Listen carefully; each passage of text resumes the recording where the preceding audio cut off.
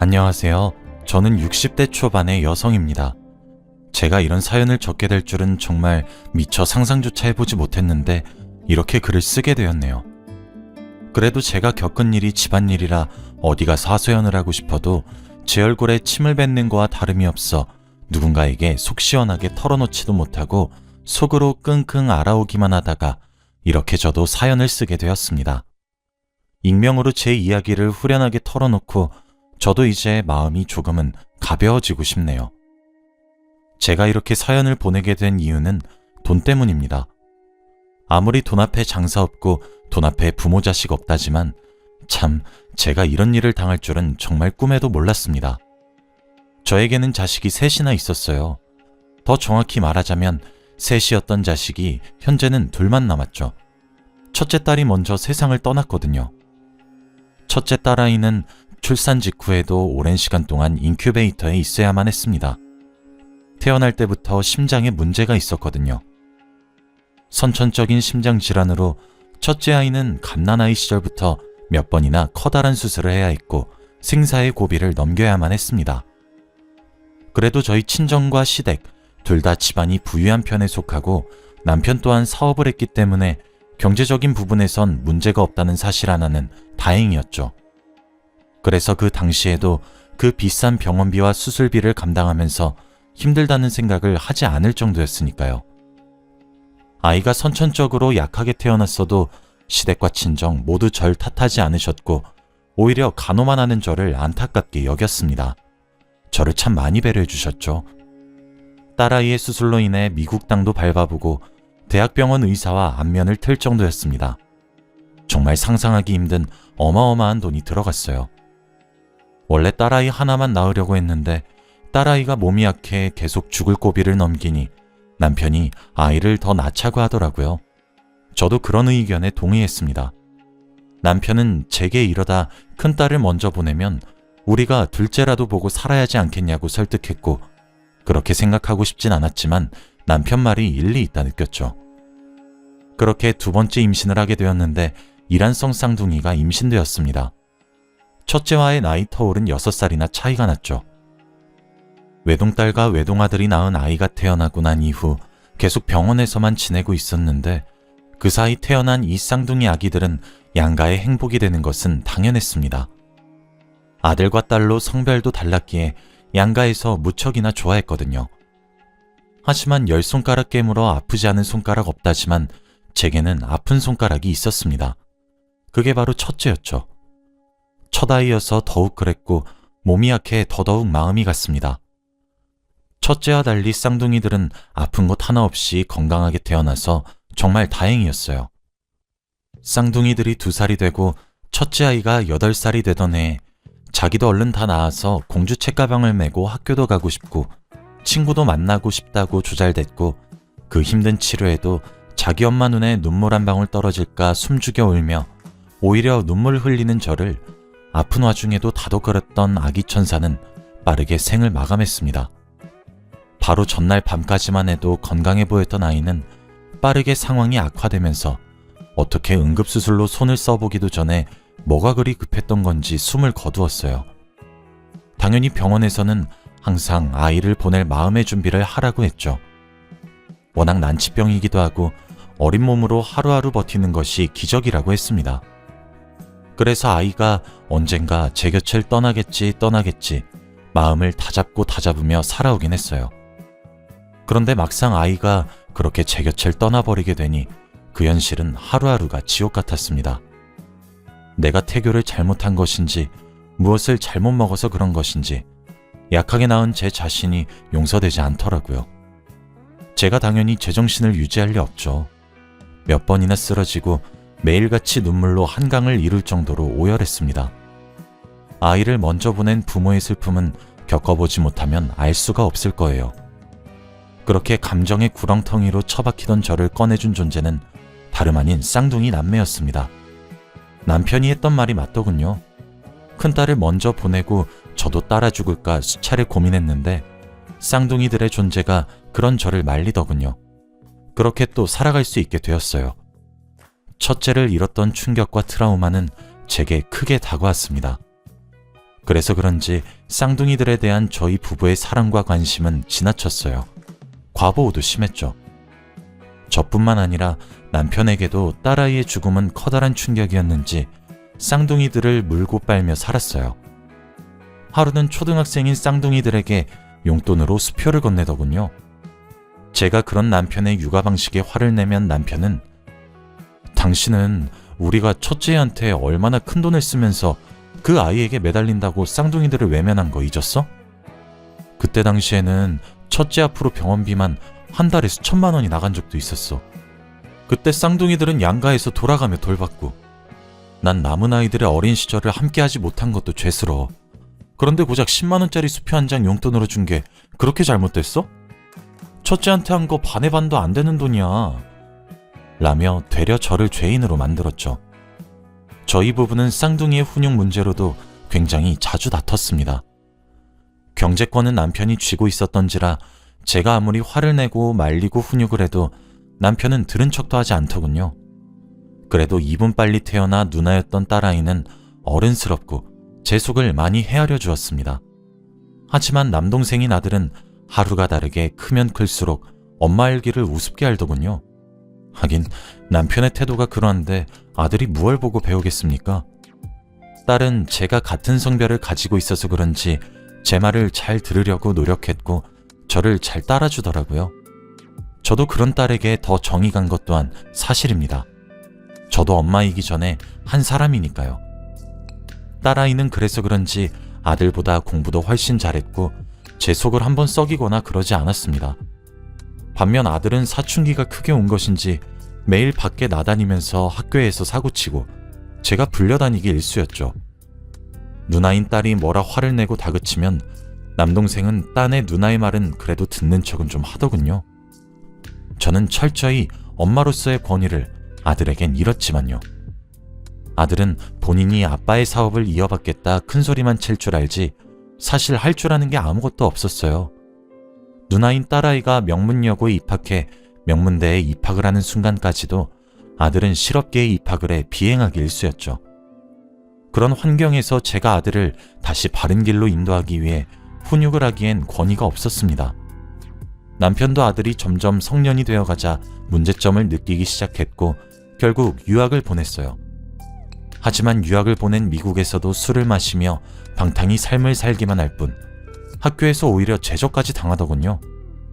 남편은 그런 아들을 한국에 불러내 억지로 군대에 들여보냈습니다. 그쯤 되니 그나마 듣는 척은 했었던 남편의 훈육도 통하지 않았죠. 남편은 그제서야 아들에 관해 제게 상의를 하려 했지만 저도 마음이 많이 상한 뒤였고 아들이 갱생하기도 늦은 시점이었습니다. 남편은 마지막이라 생각을 하며 아들이 전역을 하고 난 뒤 본인 회사에서 일을 배우라 시켰지만 그조차도 제대로 해내질 못하더군요. 출근조차 제 시간에 하지 못하는 모습을 보더니 남편은 그때서야 깨달았다고 합니다. 본인 아들이 너무 늦었고 잘못 키웠다는 점을 말이죠. 남편은 늦어도 바로잡으려고 노력했지만 그럴수록 번번이 아들은 엇나가기만 했습니다. 결국 화가 폭발한 남편은 아들에게 해주었던 모든 지원을 끊고 집에서 쫓아냈어요.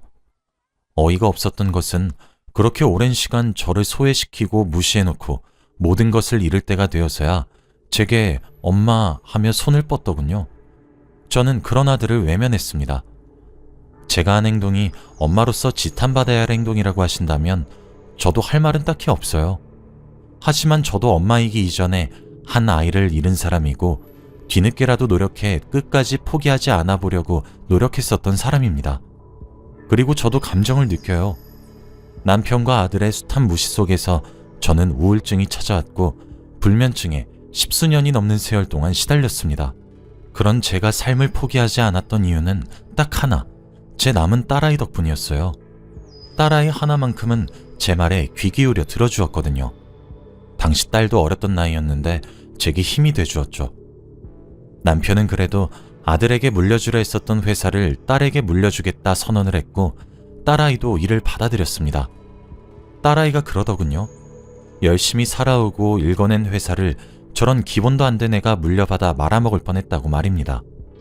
사실 제 눈에도 딸아이가 더 적합했어요. 명문대의 유학 스펙까지 수재로 불렸던 아이이기도 하고 매사가 성실하고 꼼꼼하며 마음도 따뜻한 아이니 회사에 가서도 일도 잘하고 아랫사람도 잘 살피겠다 싶었죠. 그런데 이 일이 아들에게 커다란 분노를 느끼게 했고 아들은 해서는 안 될 짓을 했습니다. 하루는 집에서 혼자 차를 한 잔 마시면서 책을 읽고 있는데 전화가 한 통 걸려왔어요. 그건 병원에서 온 전화였고 응급실이었습니다. 저는 다급하게 병원으로 뛰어갔어요.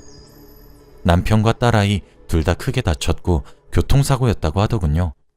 사고 원인은 브레이크 고장이었고 차속도가 줄어들지 않아 그만 사고가 났다고 합니다. 생각보다 큰 수술에 시댁과 친정에서도 모두 병원으로 한 걸음에 달려왔고 아들도 병원으로 왔죠.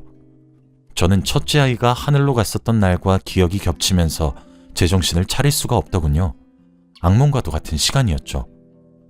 10년 같은 10시간의 대수술 끝에 남편과 딸아이는 다행스럽게도 목숨을 건질 수가 있었습니다. 그러나 의식은 돌아오지 않았죠. 의사 선생님의 말에 따르자면 이틀 내로 의식이 돌아올 것 같으니 마음을 놓으란 이야기뿐이었습니다. 집에도 들어가지 않고 남편과 딸아이의 곁을 꼬박 지켰어요. 하나 있는 아들은 자신의 누나와 아빠가 큰 사고를 겪었다는데도 병원에 얼굴 몇 번 비추고는 말았습니다. 의사 선생님의 말대로 남편과 딸아이는 정신을 차렸어요. 그런데 이상한 소리를 하더군요. 회사로 출근했을 때 멀쩡했던 브레이크가 갑자기 말을 듣지 않았다고요. 보험 처리에 필요하니 저는 남편에게 자동차의 수리를 권유했습니다. 그런데 두 사람이 일어났다는 소식에 병원에 온 아들이 남편을 말리더군요. 똥차여서 사고가 난 것이니 차를 바꾸고 그 차는 폐차나 성이란 썽은 다 내면서 말이에요. 남편은 말도 들어먹지 않던 아들이 그런 소리를 하니 고맙다면서 감동이나 받고 앉아있는 꼴이 기가 차서. 그래서 제가 따로 남편과 딸아이 몰래 조사를 의뢰했습니다. 자동차의 블랙박스부터 남편 회사 주차장의 CCTV까지 싹 다요. 그리고 저는 충격적인 진실을 알게 되었죠. 그 사고는 절대 사고로 일어난 일이 아니었습니다. 누군가에 의해 조작된 브레이크가 제 기능을 하지 못하게 된 것이었고 그로 인해 아침 출근까지 문제없던 차량이 사고를 일으키게 된 거였죠. 그리고 브레이크에 손을 댄 인물은 바로 제 아들이었습니다. 그 사실을 알게 되었을 때 저는 정말 믿기지가 않았어요. 아무리 양아치처럼 자랐고 엄마 일기를 우습게 알아도 최소한의 도리는 지키며 살 줄 알았습니다. 자신과 함께 나온 누나와 그렇게 사랑을 해주었던 아버지를 사고로 위장할 줄도 몰랐어요. 저는 그 증거들을 따로 잘 보관하고 복사를 해 아들과 따로 만나 눈앞에서 그것들을 보여주었습니다. 그런데 제 아들이 한 행동이 뭔 줄 아세요? 저는 자신이 미쳤다고 정말 잘못했다고 눈물이라도 흘리며 빌 줄 알았습니다. 그래도 내 배 아파 낳은 자식이라 잘못했다고 빌면 이 사실을 숨겨야 하는 게 맞는 건가 아닌 건가 하며 정말 어리석은 고민도 했었고요. 그런데 아들은 그 자료들을 그 자리에서 갈기갈기 찢고 영상을 삭제하며 그 잔해 모두를 자기 가방에 쑤셔넣더군요. 너 이게 뭐 하는 짓이야? 너 정말 무슨 생각으로 그런 짓을 벌였던 거냐고. 그거 도로 다시 내놓지 못해? 라는 제 말에 당신 아니었음 아버지 회사 내 회사가 되었을 텐데 라고 하더군요. 다리에 힘이 풀려 의자에 털썩 주저앉은 저를 보더니 도망치듯 빠져나갔습니다. 제가 내놓으라 난리를 쳐서 그런지 그것들이 복사본이란 사실은 꿈에도 모르는 듯 했어요. 늘상 무시하던 엄마였으니 당연히 바보 멍청이처럼 원본을 들이밀었구나 속 편한 착각을 하더군요. 어쩌다 제 아들이 저리 되었는지 정말 슬펐습니다. 저는 벌떡 일어나 원본을 들고 남편과 딸이 입원해 있는 병원으로 찾아갔습니다. 남편 사업의 규모가 엄청나게 큰 것은 아니나 중소기업이라 병원에 입원한 상태에서도 바이어들과 연락을 하고 있더군요. 새하얗게 질린 제 얼굴을 본 딸은 무슨 일이냐며 저를 다그쳤습니다. 남편도 그런 제 상태가 심상치 않아 보였는지 병실에 있는 사람들도 다 내보내더군요. 사람들이 나가자 저는 긴장이 풀려 털썩 주저앉았어요. 그런 제 모습에 남편과 딸은 놀라 성치도 않은 몸으로 제게 다가왔어요. 그리고 그때부터 제 입은 진실만을 말하기 시작했습니다. 남편과 딸은 입을 떡하니 벌리며 믿지 못했죠. 하긴 어느 가족이 자신들을 죽이려 들겠습니까? 보험금과 회사를 노리고 말이에요. 남편과 딸은 제가 들고 온 증거를 보더니 분노를 감추지 못했습니다. 남편은 아무것도 모르는 척 아들을 불러들였고 눈앞에 모든 증거를 던지면서 네가 그러고도 자식이고 인간이냐며 분노를 감추지 못했죠. 아들은 모든 것이 제 탓이라며 저를 죽일 듯이 노려보더군요. 우린 그 자리에서 경찰을 불렀고 존속 살인미수 혐의로 법의 심판을 받게 했습니다. 남편도 그쯤 되니 아들에게 모든 정이 떨어진 모양이더라고요. 결국 법은 저희 가족의 편을 들어주었고 아들은 그렇게 징역을 살게 되었죠. 죄질이 매우 악하기 때문이란 결과가 나왔습니다. 남편은 그 이후 제게 진실된 사과를 했습니다. 뒤늦어서 미안하다고 말이에요. 제가 헌신해 키운 딸아이는 저렇게 잘 자라주었는데 아들이 저렇게 된 것은 모두 자신의 탓이라며 이제껏 소외시키고 무시해서 너무 미안하다며 사과를 하더군요. 어쩌겠습니까? 미우나 고우나 제 남편인 것을요. 저는 그 사과를 받아들였습니다. 사실 남편은 그 이후 아들을 호적에서 파내려고 사방팔방으로 알아보았으나 친생자의 부모인 이상 호적에 파낼 수도 없더라고요. 딸아이 또한 커다란 충격을 받게 된 것인지 자신은 이제 외동딸로 알고 살겠다며 자신에겐 죽은 언니 하나만 가족이라 못을 박았습니다. 그렇게 우리 가족의 형태는 또 바뀌게 되었어요. 남편과 딸은 아들과의 연을 끊기로 결정했고 아들은 감옥에 수감되어 자신이 지은 죄에 대한 죄값을 치르고 있습니다. 사실 저로서는 모든 것이 안타까워요. 남편과 딸은 그러지 말라 저를 말리고 화를 내지만 저는 주기적으로 아들의 면회를 가고 있습니다. 지금이라도 바로 잡을 수 있다면 늦지 않았다 생각하고 있거든요. 아들이 죄를 뉘우치고 새 삶을 살겠다는 의지를 보이기만 한다면 저도 옆에서 도와주고 싶어서 말입니다. 제가 좀 더 쌍둥이들에게 충실했다면 결과가 달라졌을 거고 첫째의 목을 덜 매달고 살았다면 남편에게 신뢰를 얻을 수 있었을까요? 시간을 돌릴 수 있다면 돌리고 싶은 마음이 참 굴뚝과도 같습니다. 지금 아들은 징역을 살게 된 지 2년이 흘렀어요. 다행히 아들은 죄를 뉘우치는 듯 보입니다. 남편과 딸아이는 여전히 싸늘한 반응이지만 제 강경한 반응에 모르는 척하며 넘기려 애쓰고 있는 것 같아 고맙기도 하며 마음도 무겁습니다. 아들이 저번에 제게 그러더군요. 자신을 왜 안아주지 못했냐고 말이에요. 그 말을 하며 눈물을 흘리는 아들을 보니 오히려 아들이 저를 소외시킨 것이 아니라 제 생각에 스스로가 사로잡혀 딸아이만 이뻐했던 것은 아닌지 되돌아보게 되었습니다. 아들은 남편과 딸아이에게도 진심으로 사죄하며 연락을 하기 위해 노력 중이고 뒤늦은 엄마 노릇에 마음을 열어가는 중인 것처럼 보여요. 남편과 딸아이도 아들의 사정을 듣고 그렇게 마음의 상처가 많았던 것인지 생각이 많은 듯합니다. 앞으로 우리 가족이 행복할 수 있을까요? 저는 다친 아들의 마음을 위로해 다정하고 화목한 가정을 이뤄가고 싶습니다.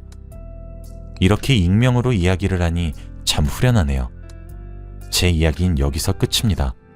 긴 이야기를 들어주셔서 감사하고 많은 응원 부탁드리겠습니다. 감사합니다.